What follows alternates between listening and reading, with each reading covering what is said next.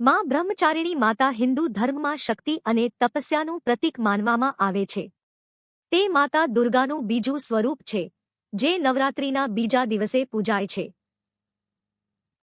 પુરાણો મુજબ બ્રહ્મચારિણી માતા પાર્વતીજીનું એ સ્વરૂપ છે, જ્યારે તેઓ ભગવાન શિવને પતિ તરીકે મેળવવા માટે કઠોર તપ કરતા હતા. તેમણે હજારો વર્ષ સુધી ઉપવાસ અને તપસ્યા કરી.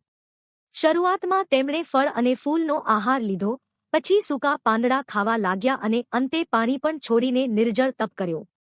તેમની આ અડગ ભક્તિ અને તપસ્યાથી સમગ્ર બ્રહ્માંડમાં તેજ ફેલાયું.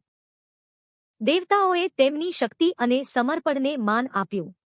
અંતે ભગવાન શિવ તેમની તપસ્યાથી પ્રસન્ન થયા અને તેમને પતિ તરીકે સ્વીકાર્યા. બ્રહ્મચારિણી માતા હંમેશા શાંતિપૂર્ણ અને તેજસ્વી રૂપમાં દર્શાવવામાં આવે છે. તેમના એક હાથમાં જપમાળા અને બીજા હાથમાં કમંડલ હોય છે. તેઓ ભક્તોને ધૈર્ય, ત્યાગ અને આત્મવિશ્વાસનો પાઠ શીખવે છે.